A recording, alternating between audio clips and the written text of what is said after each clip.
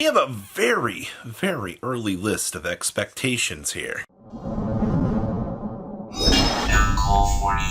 Make sure you guys smash some crap out of that subscribe button. See, guys, don't miss out more Oscar. I always love looking at very early tier lists out here because it is so freaking funny to see, just theory versus actual playtime. And the OCG just got their recent list out here, knocking Rizal off of the pedestal. Actually, the thing you're going to notice with this list is there is no S tier. S tier has typically been reserved for the top dominating deck. And of course, every OCG list I was uploading, people were like, oh, the Rizal's not a tier 0 deck.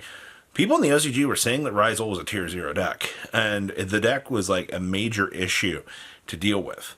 And that's no longer the case out here. Things are expected to change. So that's a pretty big thing straight off the bat. Now, you are going to notice an A tier here. That Memento is still here. I'm going to be honest with you. Memento should not be a surprise to anybody. Shifters just massively disappeared off of the face of the room. And Memento, OCG has just loved comboing with us. Now, obviously, Memento is not really doing the same things here as it's doing in the OCG. Also, Memento is just a very, very strong deck in the OCG. They just have massive playlines for it. And it is cute to see how that deck has been doing things. Blue Eyes is also sitting up here on the pedestal. That should not surprise anybody either. We saw the 1 week where Blue Eyes went above and beyond out here. The Primite package with this deck, the evolving end boards that the OCG has been choosing to do have really just put this deck into such an interesting position.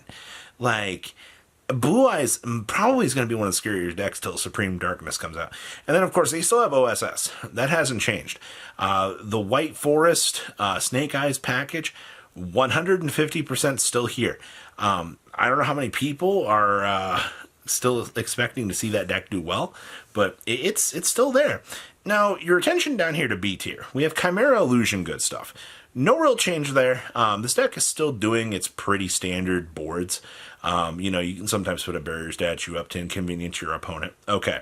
They have Malice at B tier. I do not like this.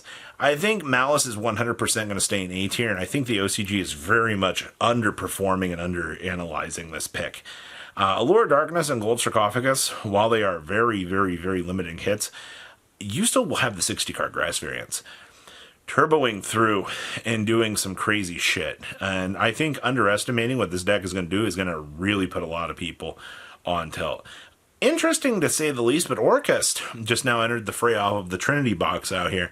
And, I've seen a lot of cool builds with this. Just how easy it is to build a board on Orcust.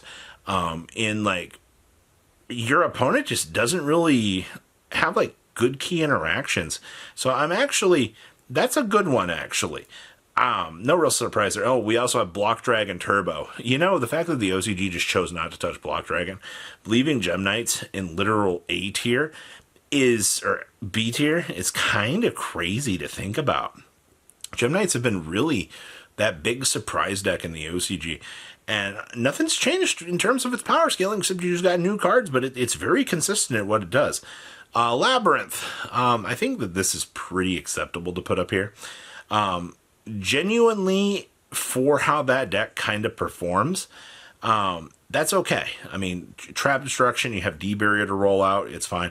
Then we also have the OCG Crystron Special. The OCG absolutely loves the shit out of Crystrons, man. Especially since they have, better end board pieces than we do to set up. I'm actually kind of curious to know how that deck's going to do come the TCG. Now, C tier, excuse me. You have Rizal. EX going to 1 evidently has forced people to put this deck into a, dropping it down tiers after tiers after tiers. I only need 1 EX to connect, and I can recycle that. That's fine. That's what this deck tends to do. Dragon Maid's actually in C tier. Dragon Maids, I think, had a pretty cool performance very early on, too. Wait till this deck gets the Dragon Ruler package. That's where your real problem's going to lie. And I think that's going to be some of the most fun. Now, remember, this is pre-Supreme Darkness for these thoughts. And if Dragon Maids are already rolling through Latices and doing things, okay, Punk. Oh, hey. I have not seen a single punk list performing yet. I think that the deck is incredibly good. Still, I just want to see how the OCG is going to adapt it. And then we have Voiceless Voice. This shouldn't surprise anybody either. You have all the Ryuji variants, the Dynamorphia variants. The pure Voiceless Voice deck has been very consistent over time. Yeah, that deck's going to be a massive powerhouse. Tenpai and the OCG didn't lose Sengen Kaiman.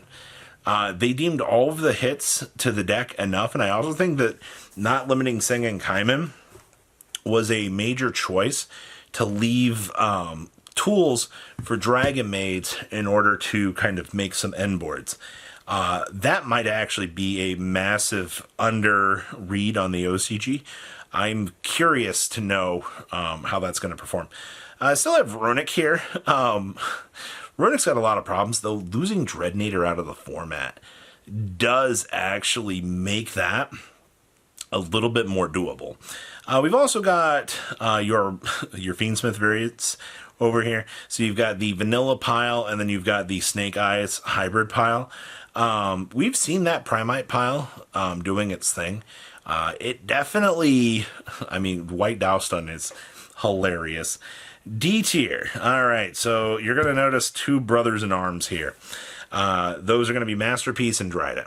I don't think True Drake is going to do anything. Your Floodgates that you have available in the OCG, they just lost Gozen. Barrage did come back, which does open up the door more for Drident to actually get some interruptions. I guess you could also combine Zoo with the Rise Old deck if you're really worried about EX, but I don't think that that's going to be a really good call. We also have Purely. I despise Purely with a passion. I think that deck is so stupidly unfair when it actually resolves.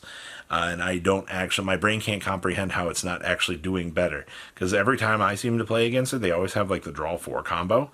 And I'm just sitting here just shaking my head and I'm like, how am I supposed to beat this? Like literally this stupid cat is unaffected. Like what am I supposed to do? It's literally impossible to beat that deck. And then we have Jirax. Jirax have actually been one of my favorite things to see in the OCG. Now, obviously, they have multiple miscellaneous Cerasauruses, which just turns this deck into a completely different monster. I am happy that Jirax actually made it on the tier list. Poor Fabled, though. Fabled did not get any love out here. Now, down here in E tier, Goblin Bikers. Well, when you literally knock the best Exceed deck down a couple pegs, what are Goblin Bikers supposed to do? Bikers want to have those Exceed materials on the field so that they can feed off of them and play the game. If no Exceed material, me no get to play a game. Sad. Rescue Ace. You know, setting 5 is incredibly stupid. My friend taught me that recently. Even with OSS banned in the TCG, this deck's still good. Pendulums, you got what? Chronograph Sorcerer to 2 in the OCG. I don't think that makes a single lick of difference, but you guys are going to try. Branded Fusion is holding on, even with the limitations that this deck has. With one Branded Fusion, they still do have the Gimmick Puppet lock, which is, I guess, doable. It's not really going to do too much in the OCG. Yeah, you have Expulsion, but I just feel like the deck is too slow to really get things off the ground. And then Minkonko. Minkonko got 2 Snatch Steals. 2. They got 2 of them things now. They can actually do something.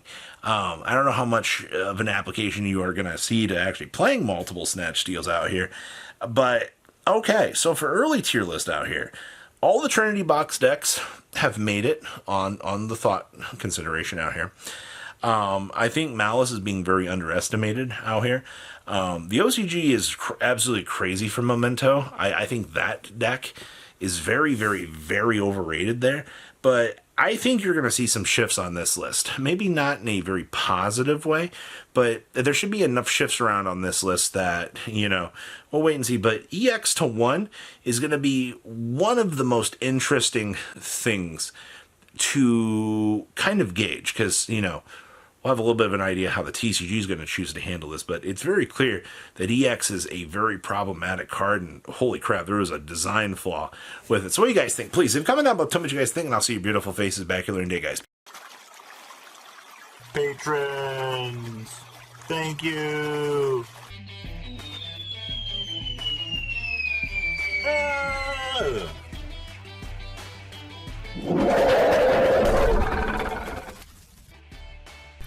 Thank you so much for watching. Check out these other videos.